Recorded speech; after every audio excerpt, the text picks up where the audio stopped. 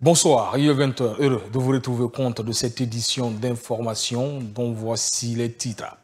Plus de 100 Guinéens en situation difficile hors du pays ont rejoint Conakry ce jeudi. L'opération est la suite du pont aérien mis en place par les autorités guinéennes. C'est le ministre des Affaires étrangères, de l'intégration africaine et des Guinéens établis à l'étranger qui les a accueillis à l'aéroport international Ahmed Sékou Touré. Vous le verrez dans cette édition d'information. Évacuation des eaux usées sur la chaussée, une pratique dangereuse pour la santé et pour les infrastructures. Vous allez le voir, de nombreux citoyens ouvrent leur canalisation d'eau usée domestique sur la voie publique, mais savent-ils qu'au-delà des risques sanitaires, la pratique est punie par la loi? La réponse, c'est dans un instant. Depuis ce mercredi 29 janvier 2025, le Mali, le Burkina Faso et le Niger ne sont plus membres de la CEDEAO. L'organisation sous-régionale a finalement acté le retrait de ces pays, désormais membres de l'Alliance des États du Sahel. Une décision historique selon ces pays. Pour en parler, nous recevrons comme invité M. Mohamed Sidibé, président du Haut Conseil des Maliens en Guinée et membre du CNT du Mali. C'est tout pour les titres.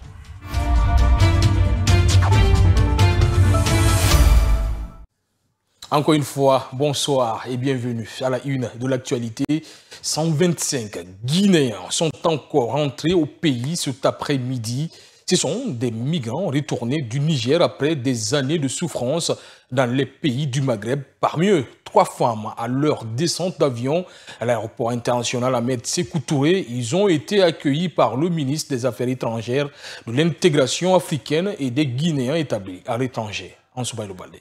À la descente de l'avion, ces migrants guinéens retournés du Niger rentrent au pays avec un sentiment de joie et de satisfaction de retrouver les siens. Entre pleurs et prosternation, c'est par ces gestes qu'ils montrent leur contentement. Au nombre de 125, ces Guinéens qui étaient partis à la recherche du bien-être reviennent au bercail avec beaucoup de leçons de vie. J'ai été refoulé depuis l'Algérie. Nous étions au désert d'Assamaka. Nous avions fait pratiquement 4 mois. 4 mois. Depuis le mois d'octobre, nous étions à Samaka dans le désert. Les conditions n'étaient pas vraiment favorables. On dormait, je ne sais pas comment on dit. Ce n'est pas un endroit où les humains peuvent dormir. La nourriture qu'on mangeait, ce n'est pas une nourriture qu'on peut donner à un humain. Mais on était obligé de manger parce qu'on n'avait pas de moyens.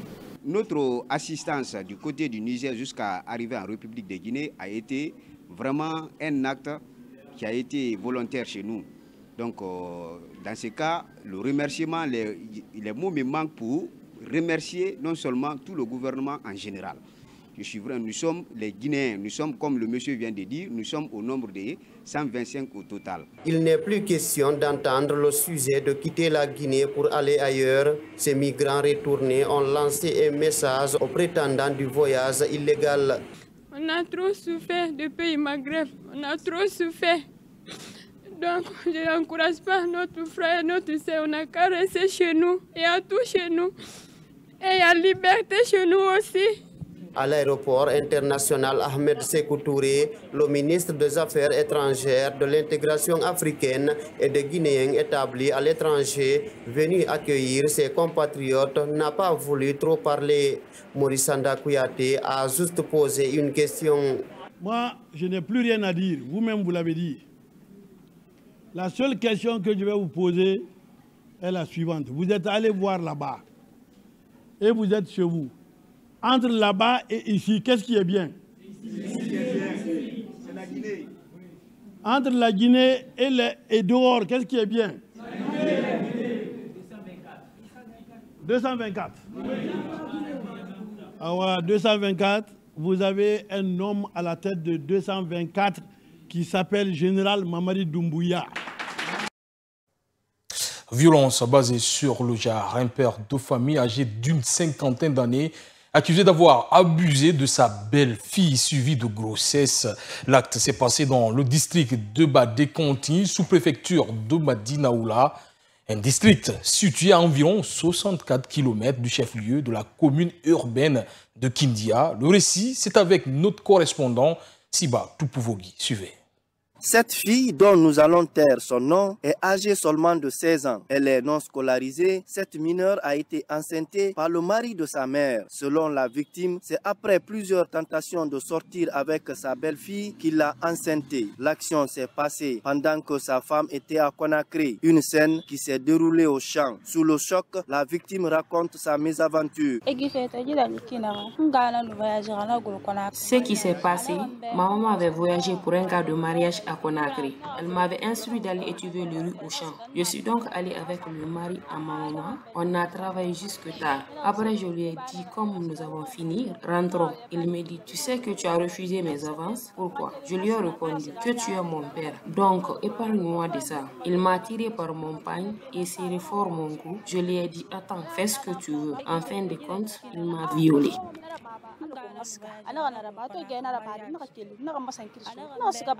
Le frère de la victime demande que justice soit faite. Le dimanche soir, on m'a appelé que ma petite sœur est enceinte.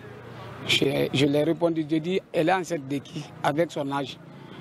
Ils m'ont parlé directement que le mari de mon marade qui est enceinte. J'ai dit, notre père, il dit oui. J'ai dit non, ça ne peut pas faire, ça peut pas se faire. Je n'ai pas cru. Le dimanche, après le lundi, tout le monde m'appelle. La famille m'appelle, il m'appelle mon grand frère, il appelle mon grand frère en même temps. Donc, le lundi, j'avais parti à Kobaya encore. J'ai dit, grand, l'affaire là, c'est une affaire très sérieuse. Le petit frère qu'on appelle Samsi, lui, il a pris la moto avec les gendarmes pour récupérer le monsieur en question au village, pour ramener à Kindia. Nous, ce que nous voulons maintenant, il nous faut la justice soit rendue dans cette affaire. Parce que, premièrement, pour la vie de la petite, nous sommes très inquiets. Le présumé mis en cause a été interpellé par la gendarmerie de Kindia pour des fins d'enquête. Je le disais en titre, la gestion des eaux usées, une autre problématique de lutte contre l'insalubrité à Conakry, dans certains quartiers de la capitale guinéenne. Des eaux usées domestiques sont déversées dans la nature. La situation est embarrassante et ne facilite pas les déplacements à cause de la saleté et des odeurs nauséabondes. La pratique est pourtant nuisible pour la santé et punie par la loi. Nos reporters ont recueilli les avis de spécialistes et le cri de cœur des citoyens dans ce grand format. Regardez. Plusieurs concessions à Conakry ne disposent pas de canaux d'évacuation des eaux usées domestiques ou des fosses septiques. Une réalité qui affecte le quotidien de certains habitants de ces différents quartiers. Chaque jour, d'énormes quantités d'eau, généralement issues des toilettes, se déversent dans la nature et polluent notre environnement. Cette riveraine exprime son cri de cœur. Je passe tout mon temps à verser de l'eau de Javel ici, parce que c'est mon lieu de vente. C'est vraiment fatigant. Je suis même allée me plaindre auprès des autorités du quartier, mais jusque-là, rien n'est fait.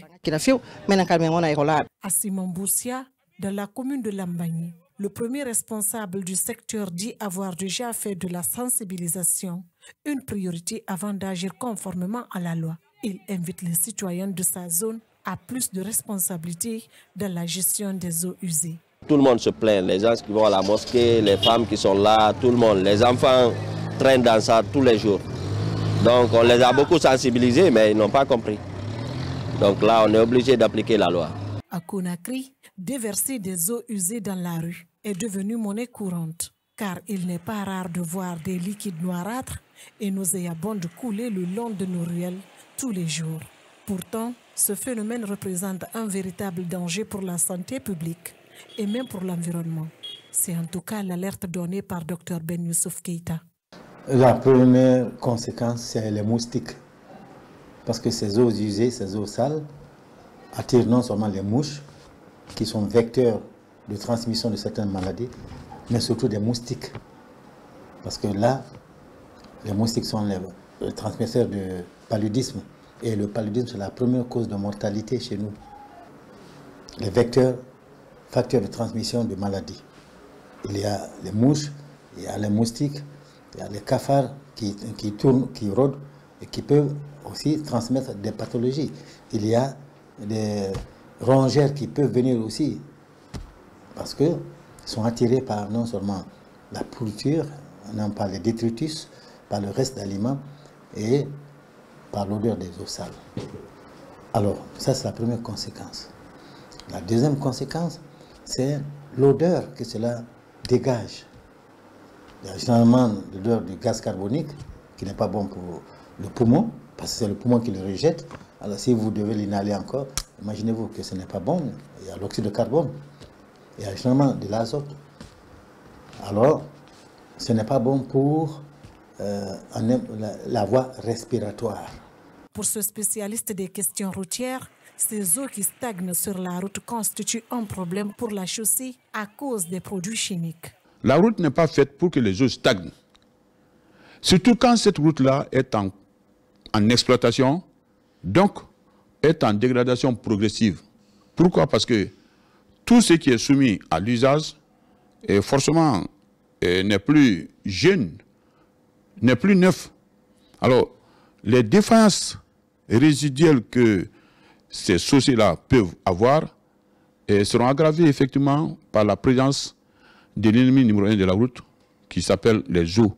Au regard de la loi, le fait de déverser des eaux usées sur la chaussée est une violation des prescriptions en Guinée. Il faut dire clairement que ces lois exigent que des concessionnaires creusent des puits pour les eaux usées.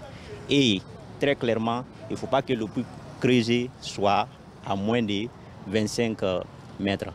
Il faut aussi dire que les pratiques dénoncées sont condamnées par la loi. Vous avez le code pénal dans son article 969 qui prévoit les sanctions prévues contre des personnes qui déverseraient, qui feraient écouler ou alors qui évacueraient des eaux usées sur la chaussée.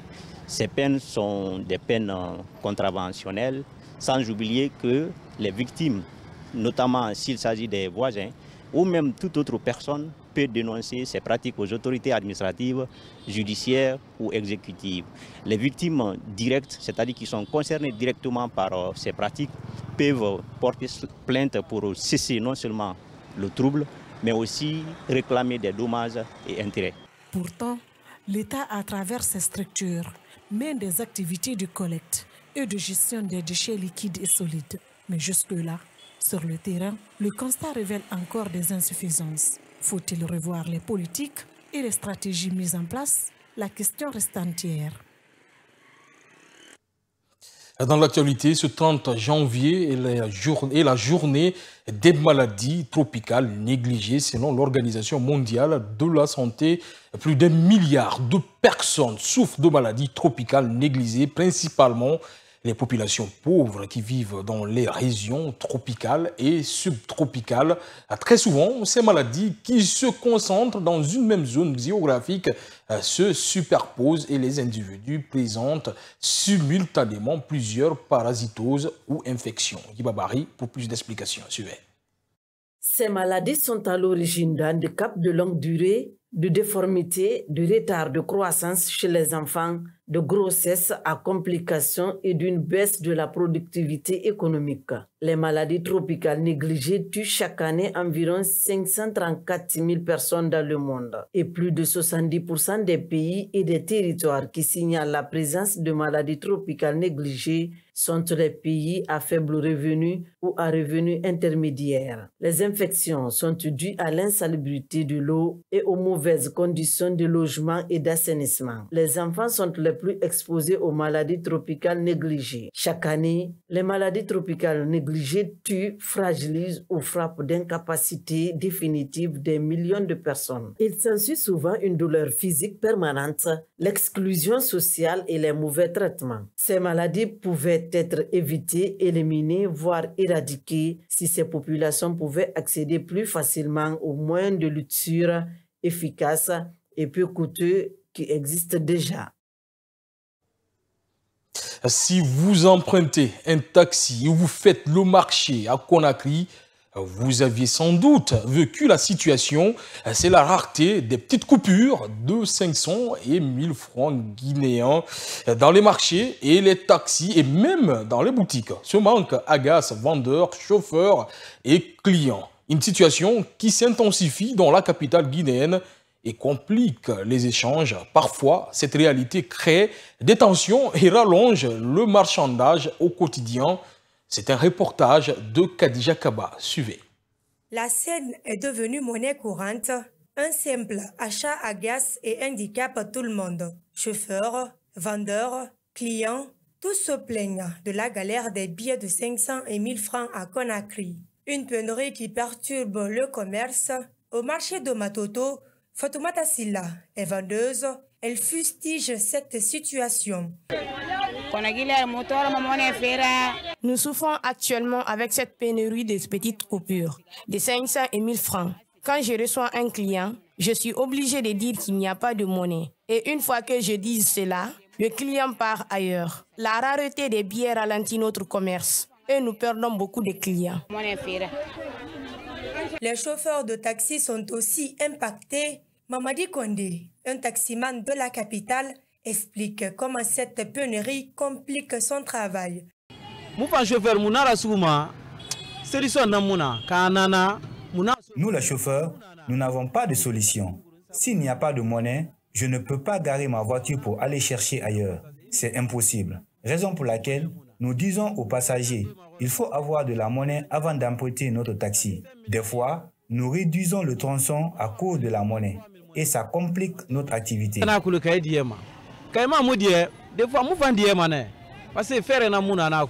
Conakry, la petite monnaie est devenue un luxe. Certains chauffeurs refusent même des passagers qui n'ont pas de billets de 1000 francs, ce qui crée des tensions dans la circulation. Face à cette réalité, les passagers aussi expriment leur frustration. Samouli est un passager que nous avons trouvé sur place. Une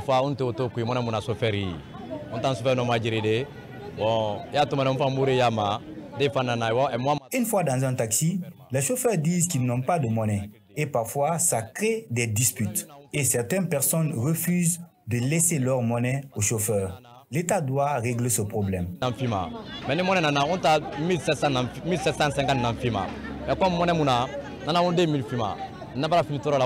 Cette rareté des petites coupures n'est pas une nouveauté dans le pays, mais sauf que la crise s'enlise ces derniers temps. Vendeurs, chauffeurs et clients continuent de prendre leur mal en patience.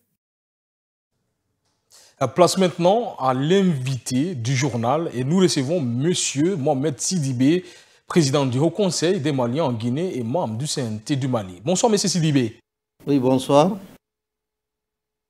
Votre pays est parmi les nations qui ont décidé de quitter définitivement la CEDEAO. Comment vous vivez ce moment? Merci de m'avoir donné l'occasion de m'exprimer sur un sujet qui traîne plus de passion que de réalité. Mon pays, le Mali, fait partie de la Confédération des États du Sahel, une organisation qui est née de la volonté populaire dont l'objectif est d'assurer le bien-être de nos populations, surtout de s'organiser, de mieux combattre le système auquel on a été soumis depuis des années, le terrorisme. Maintenant, quitter la CEDEAO, pour moi, il n'y a rien de spécial. La Mauritanie avait quitté la CEDEAO, ça n'a pas fait l'objet d'autant de spéculations. Le Mali, aujourd'hui, est un pays de l'Afrique de l'Ouest. Nous n'avons pas quitté l'Afrique de l'Ouest.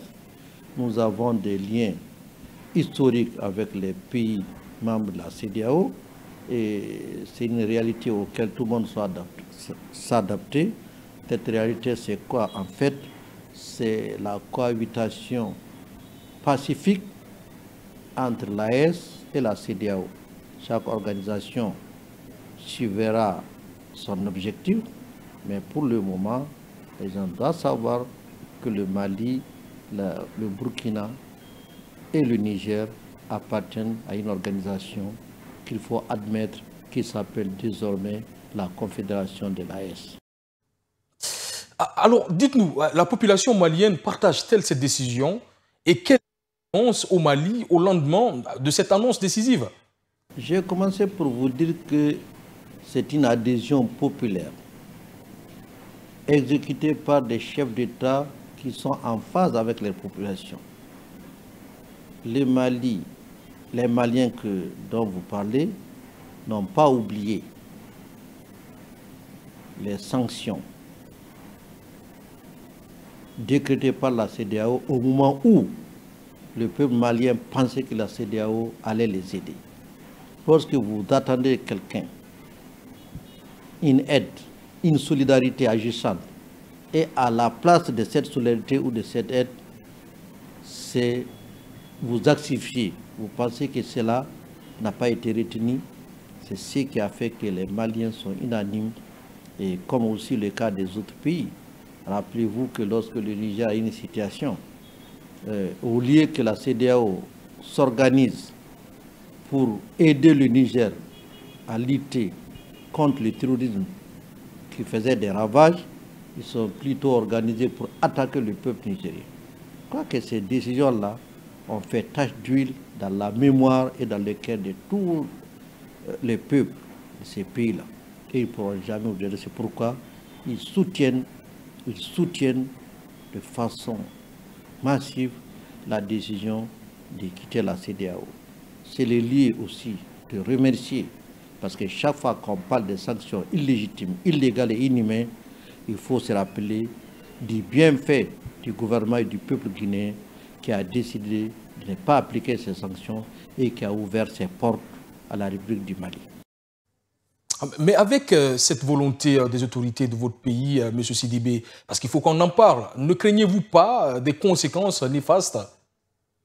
Quelles conséquences? Qu'est-ce que la CEDEAO apporte économiquement à un État? Je ne connais pas grand-chose. D'autant plus que les liens, les traités qui lient les pays de la CEDEAO sont répétés dans l'IMOA.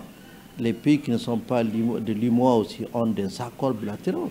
Prenons le cas du Mali et de la Guinée où il y a une convention d'établissement signée depuis 1974 qui fait du Malien un Guinéen et du Guinéen un Malien au Mali. Cela est plus fort que la CEDEAO, cela est plus fort que les autres. Donc je ne pense pas qu'il peut y avoir des conséquences sur quoi que ce soit. Alors, quelle sera la force du Mali et des autres pays qui ont pris cette décision vis-à-vis de la CEDEAO? Vous savez, je ne suis pas l'État.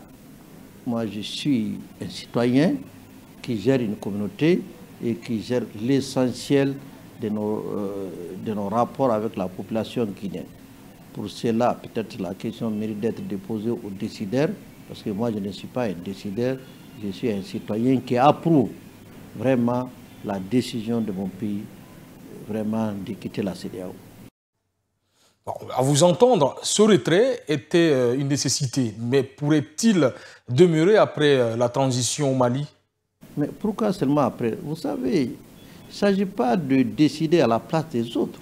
Les Maliens sont assez responsables. Ils ont mûrement réfléchi avant de prendre ces décisions. Lorsqu'un peuple prend sa décision, et puis ce qu'il faut retenir, personne ne peut aimer le Mali plus que les Maliens. Personne ne peut se soucier du devenir du Mali plus que les Maliens eux-mêmes. Pourquoi voulez-vous chaque fois dire que est-ce que ça va faire ceci, ça va faire cela, alors que les Maliens ont analysé, ils ont pris la décision en connaissance de cause. Donc pour moi, il n'y a pas lieu de s'inquiéter à la place des autres. Pour finir, votre message à l'endroit de vos compatriotes au lendemain du retrait du Mali et de la CEDEAO? Bon, mon message est clair. Ce que je souhaite, comme je dis, il faut faire la part des choses. Être de l'AES ne veut pas dire qu'on n'est pas de l'Afrique de l'Ouest. L'AES, ce n'est pas un tapis qui a été plié pour quitter l'Afrique de l'Ouest pour aller s'installer ailleurs. L'AES est un ensemble géographique qui côtoie l'autre ensemble géographique qui est la CEDEAO, qui doivent travailler ensemble la main dans la main parce que c'est les mêmes peuples, seulement avec des réalités différentes. La réalité des pays de l'AES aujourd'hui, ceux qui font face à une bande de criminels soutenus de l'extérieur pour déstabiliser notre développement, pour déstabiliser notre système politique. Pour cela qu'on s'est organisé ensemble pour défendre nos pays. Le Mali est un pays pratiquement occupé à 90% par les terroristes avec leurs alliés. Pendant ce temps, qu'est-ce que la CEDEAO a fait? Pendant qu'on brûlait des bateaux où il y a des centaines de morts, qu'est-ce que la CEDEAO a fait? Pendant qu'on occupait 90% du territoire, pendant que le Mali perdait sa souveraineté, qu'est-ce que la CEDEAO a fait? Maintenant que le Mali a compris qu'il faut se battre soi-même, il faut se compter sur soi-même. Si on a d'autres pays qui sont dans la même dynamique, avec qui on s'organise, et vraiment c'est tout ce qu'on a fait. Ce n'est pas une tension, ce n'est pas autre chose que nos réalités aujourd'hui diffèrent. Nous nous battons aujourd'hui pour restaurer la paix, la sécurité et le développement dans notre bande sahélo-sahélienne. Et c'est ce qu'il faut comprendre. Et j'invite les uns et les autres à comprendre l'AES dans ce sens-là et à accepter la coexistence pacifique, la bonne collaboration, le bon voisinage qui a toujours existé. Voilà le message que j'ai à faire. Merci M. Sidibé d'avoir répondu à nos questions. Je rappelle que vous êtes président du Haut Conseil des Maliens en Guinée et membre du CNT du Mali. C'est à moi de vous remercier. Pour finir, la 8e et dernière journée de la phase de la Ligue des Champions qui s'est jouée mercredi soir a tenu toutes ses promesses. 18 matchs se sont déroulés en même temps sur les pelouses européennes. 8 clubs sont directement qualifiés et les autres disputeront des matchs de barrage. Maman Tandouba, commentaire. Arsenal et l'Inter Milan, vainqueurs respectivement à Girona de buts à 1 et contre Monaco 3-0 mercredi, se sont qualifiés directement pour les huitièmes de finale de la Ligue des Champions. Ils finissent 3e et 4e de la phase de la Ligue, derrière Liverpool 1er et Barcelone 2e, déjà qualifiés. Le Real Madrid s'est lourdement imposé 3-0 en Bretagne contre Brest. Les deux joueront en février les barrages d'accession aux huitièmes de finale de la Ligue des Champions. Pour ces barrages, le Real Madrid devra affronter soit le Celtic Glasgow, soit Manchester City. Le PSG, qui a battu Stuttgart en Allemagne 4 buts à 1, sera opposé à Monaco ou Brest lors des barrages de la Ligue des Champions. Brest et Monaco disputeront 2 matchs en plus, tout comme les Parisiens, afin de tenter de valider leur billet pour la suite de la compétition. Le tirage au sort se déroulera vendredi à 12 h. Classé dans les 8 premiers, Lille est le seul club français qui est directement qualifié pour les huitièmes de finale de la compétition après avoir écrasé Feyenoord subis à 1. Les Lillois joueront contre le Sporting, Bruges, le Borussia Dortmund ou l'Atlanta Bergame. À noter que Liverpool ou le Barça affronteront Brest, Monaco, le PSG ou Benfica en huitièmes de finale de la Ligue des Champions. Il y aura 2 clubs français au prochain tour de la compétition.